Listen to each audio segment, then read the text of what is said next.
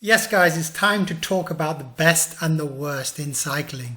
We've been putting this off for long enough. Today we're going to spill the beans, we're going to be honest with you, we're going to break the mold and tell you not just our opinion of the best bikes that you can get, let's say in the Superbike category, but also the worst. But here's a question for you right at the top. Why don't cycling magazines talk about the worst bikes? Why don't they talk about poorly performing products? Like if they've got a 5-star system, why is everything 3 or 4 or 4.5 stars? It's weird.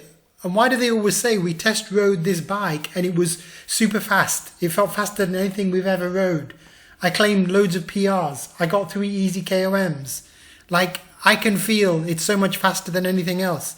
It's so ridiculous when you look at the watt differences between the bikes that they're testing at any one time. I'm not talking about a comparison between a 2021 and a 2017 model, let's say where the difference might be 30 watts. No, I'm talking about the difference between two cutting edge 2021 models where the difference is probably 2 watts. You're telling me that on their test ride, they can sense the difference in those 2 watts, that those 2 watts made them feel super fast, that those 2 watts got them to steal that KOM? I don't think so, guys. There's something wrong with the cycling industry in that regard. It's a bit like how certain massively successful YouTube cycling channels only feature sponsored products. They only do advertorials where everything seems to be about product placement. All right, I'm going to stop there. This is sounding like sour grapes. They must be doing something right. They're massively more successful than we are. So let's just concentrate on what we're good at, telling you the truth, bringing you good quality information and allowing you to make up your own mind without sponsorship, without product placement, without anything funny going along behind the scenes. All right, so without further ado, guys, here is my 5 worst bikes of 2020-2021. So in 5th place, I'm putting the BMC Teammachine 101. Why am I putting that up there? Well, I'll be honest, I actually loved this bike when it first came out. They were the pioneers of integration. They seemed to do everything right. What was it, like 2018 that they brought out this fully integrated bike, and it looked awesome at the time. They haven't gone that badly wrong, but I think they have gone slightly wrong. I mean, the paint job on this bike is frankly wrong. The depth of the wheels is frankly wrong on this bike. And their claims, as you heard in my last video, are frankly absurd. So, sorry guys, sorry BMC, I'm putting you into 5th worst place. Next on my list in 4th worst place, I'm going to put the Pinarello Dogma F12. I know a lot of people love that bike. Obviously, Team Sky loves that bike. I'm not saying it's a badly performing bike, but in my view, it's ludicrously overpriced for what you get. So yeah, I guess the design itself, you either love it or hate it. I mean, this paint job is not working for me. The forks, yeah, they are probably pretty innovative, but do they really do a good job? But what I'm really talking about is the price. The price isn't just like 10,000, 11,000, 12,000. It goes up to $13,500, which in my mind is just stratospherically stupid. And it's not like you get the lightest, most aero bike ever for that money. Let's talk about weight. The weight is at least 7.6 kilos, and I've seen some people weigh this in as 7.9. 7.9 for one of the most expensive bikes on the market. That doesn't cut it, guys. That's why I'm putting that bike into 4th place. Okay, in 3rd place is a bit cheeky, but I'm putting in the Specialized Tarmac SL7 Sagan edition, not the regular one, but the Sagan edition, which is going to cost you an extra $1,000. What do you get for that $1,000? You get a new paint job, you get a ceramic bearing, you get different decals on the wheels. Does that justify $1,000? Come on, no way. I mean, the paint job is nice. There are bike manufacturers on the market, like at $5,000, that allow you to do a totally custom paint job for free. It's included in their price. It's like a package. But yet, this particular paint job, which is decent, I'll say it's attractive, is going to cost you $1,000 extra. And for that reason, I'm putting the SL7 Sagan version into third place. Next, guys, is a bike I actually want to like. I'm talking about the Cube Lightning 2020-2021 edition of the C68X. Now there's various versions with various different wheel sets, and I will say the modestly priced mid-range pro version, like the value is actually pretty good on that bike, but it comes with a ludicrously narrow wheel set, like, what is it, 30mm, 32mm depth. This wheel set has had its own recall, it's got problems. They've had to recall all of them, so I don't know why they're still selling it with this wheel set.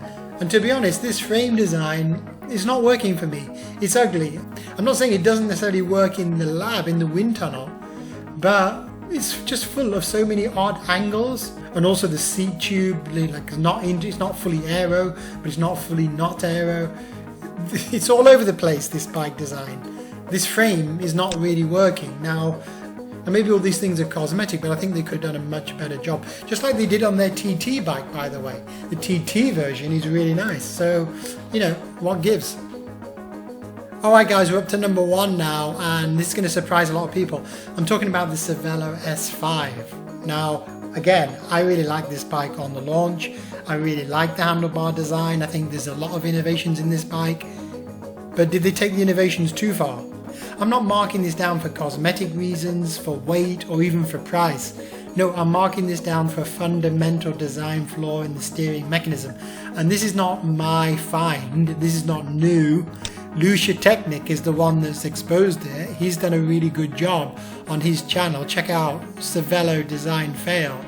I'll show you in a sec how in this steer assembly, yeah, it limits the there's travel. the stop block. Look, this little square is where it's been punched from the inside because the stop block has hit the inside so many times. This isn't rational. What are they doing about this? I don't know. I mean, I'm sure they'll redesign it in the future, but how many thousands of bikes are out there with this faulty steering mechanism? That's why I'm putting the Cervelo S5 as number 1, despite the fact that other than that, I would love to love this bike. Okay guys, let's do the best bikes, in my opinion, on the market. Now this is high-end bikes, this is pretty much cutting edge, nearly all integrated, nearly all superbikes, whatever that means, nearly all lightweight, nearly all aero, okay? So these are bikes that have to tick nearly every box. Now before we start, I can help you out, because I'll admit there's a subjective element to ranking these bikes, but I want to make it as objective as possible, not just purely my opinion. In fact, you can produce your own rank list if you have the information to hand. What information am I talking about? I'm talking about aero performance, I'm talking about weight, I'm talking about maybe bike design in terms of stack and reach, I'm talking about cost, I'm talking about value. So all you need to do is go onto our new website, cyclingapps.net, look for calculators, bring up the drop down list, and go for the one at the bottom, top 50 Superbike calculators. It's there. And this will bring up a spreadsheet integrated into our page, which is the top 50 dynamic list of road superbikes. Now just put in the left-hand side your criteria. So let's say I want high aero. I'm not too bothered about comfort. I'm moderately bothered about innovation. Today I'm not too bothered about value, but I do want like good bike weight. Okay, bring me up that list.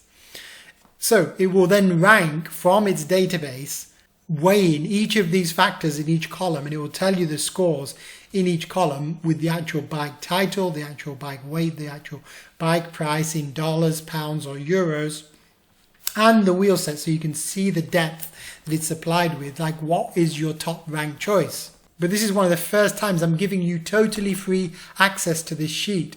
So you can actually make your own copy. It's unlocked. Now you won't get updates from me because I've been adding superbikes to this list every week. If you make your own copy, it won't update from the master file. So using this information at number 5, I'm going to say that my number 5 favorite bike at the moment is actually the old school. It's the Canyon Aeroroad CF SLX disc. Now you can get the non-disc version, I think. And this is the only bike in my list which is not fully integrated yet. So the cables are showing. But the reason I'm allowing myself to put this in, although I don't normally like this look, I will admit it performs well. It performs well in various independent tests. And those tests show that this is a very competitive bike. It's also a decent price. It's good value. Like all Canyons are good value. And sometimes you see this bike on sale as well. Now, while we're on the topic of Canyons, let me put one in at 4th place as well, because it represents tremendous value. If you look at our spreadsheet, if you put a value up to max, then these bikes are often coming up very high. Canyon Ultimate CF Evo, it was at the 2020 version. They've just released a new one actually, the Ultimate CFR 6.2. So the CF Evo and the CFR are awesome bikes. Yeah, they're expensive. I'm not getting away from that. They're not the most aero bikes in the world. They're not fully integrated. Okay, so there's 2 in the list that are not fully integrated. But if you love climbing and you like a lightweight responsive bike, this is definitely a pair of bikes worth looking at. So I'm going to put this in like this. Twins in a way. They're like twin sisters. So I'm going to put them in at 4th place, guys. Okay, so what's coming in at 3rd place, guys? Well, I'm going to call out the Ribble SL Endurance as my 3rd most favorite bike currently, 2020-2021. I think it's an awesome looking bike, full integration, good choice of components, excellent value, pretty aerodynamic, and an awesome paint job if you go for this one in particular. Stratospheric paint job, one of the nicest I've ever seen. Black and yellow, black and yellow. Where did that come from? What I'm talking about is the Ribble SL Endurance series. However, I do have a couple of niggles with this bike. In the configurator, their configurator is a nightmare. Trying to get a bike that looks just like this is almost impossible. They've got so many options. It's like the Porsche configurator. They upsell so many options that you end up buying a bike that costs like twice as much as the sticker price. So, this is not the easiest configurator in the world, but basically this is a decent bike. It's good value. And if you get it at the price they're advertising, starting price, I think it's a very, very, very competitive product. So we're up to number 2, guys, and here it is.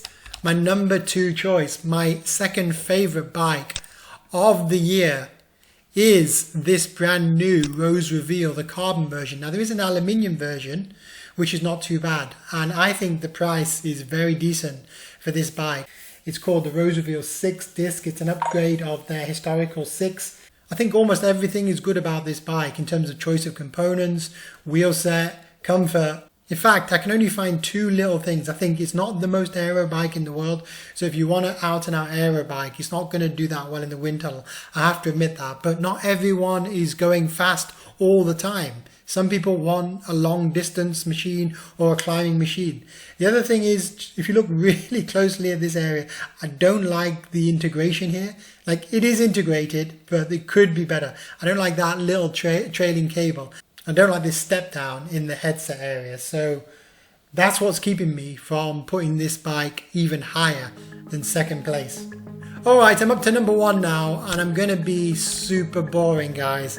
I'm going to put the Specialized Tarmac SL7 as number 1. Now, I have had a go at them because they're not fully transparent about their claims, but other manufacturers are actually worse. I have said previously that they're ludicrously overpriced, and I will stick by that. They are severely overpriced as a bike, but all bikes are at this end of the market. And actually, if you take the weight in our formula, the value formula doesn't come out that bad. If you're looking for a super aerodynamic bike with maximum weight savings and you're not too worried about the value, you do want good innovation, and you're not desperately worried about the comfort, then generally the Tarmac SL7 comes out on top now. It's very hard to beat it, yet the price is super high.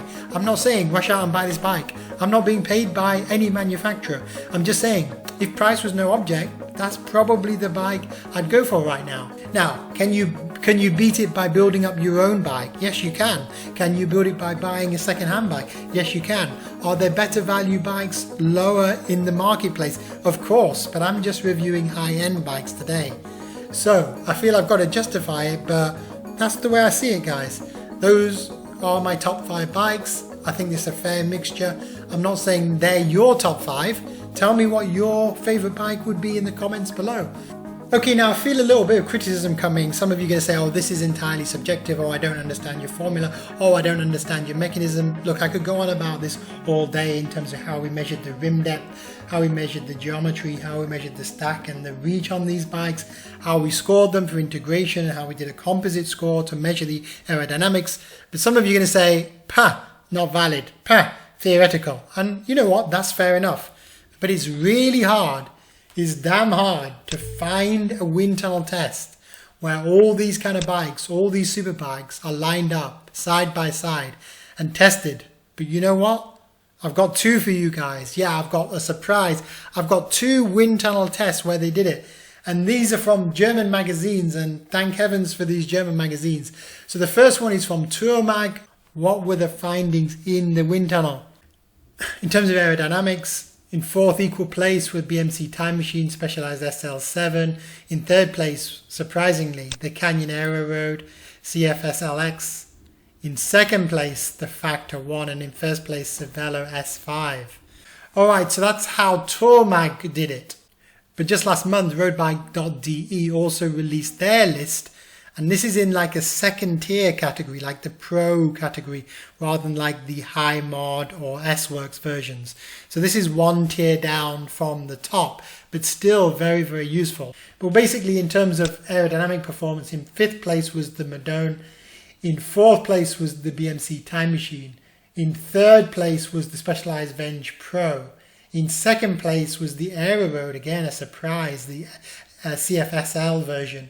And in first place was the Cannondale System 6. Actually, the System 6 performed the best, but actually in the Tarmac results, the Super 6 didn't perform as well. It performed actually at the lowest of the group. Even though I love the look of that bike, I think it's the sexiest bike sold in terms of design. Okay, wait guys, before you go, think about this. Those two magazines have taken these bikes to the wind tunnel, tested them all, and they're pretty objective. So now we can put like a name to the drag. We can actually quantify the drag with like a real world saving understanding. So how much do these bikes save compared to an old school bike design? These cutting edge 2020, 2021 Aero bikes, how much do they save compared to an old school bike? Well, actually they did it in the wind tunnel of that second test, and the answer was 30 watts, which is actually, you know, pretty good. They said it saved 30 watts at 45 kilometers an hour. So I can tell you that if you ride at 30 kilometers an hour, that's equivalent to 9 watts. If you ride at 35, it would be equivalent to 14 watts. Okay, so that's a decent saving. But here's the thing, when I look at Aero now, I measure everything in my head of like how many bottles does it save? How many bottles of drag? Not weight, but bottles of drag. So that saves 4 bottles of drag. Now, how many watts do these save compared to each other? Like the best choice versus the worst choice in current bikes, what would that be? Well, that turns out to be 13 watts of 45 kilometers an hour, which if you're going 35 kilometers an hour would be only 6 watts. So what would that be in terms of bottles? Would it actually be 2 bottles worth of drag? So going from the best to the worst superbike would be 2 bottles worth of drag. Okay guys, there's my list of the top 5 worst and the top 5 best bikes you can buy on the market right now. Boom. With no sponsorship, no product placement. I'm just giving you the truth about my opinion. But give me your opinion on what bike you think is the best or what bike you think is the worst right now. And in fact, I'll give you a really quick way to do that. We've just created this little survey on our website. Go to Contact Surveys, Superbike Podium Survey. It's a little visual survey where you can rank your top 3 bikes and it will put it in a voting system. Alright guys, don't forget to give me a like or share. It really helps with the YouTube algorithm and helps to give these videos a fair shot compared to certain giant channels which are doing 100,000 times better than we are. I'm not jealous. I'm just trying to produce good content. Alright, see you next time guys. Stay safe out there. See you soon. Take care.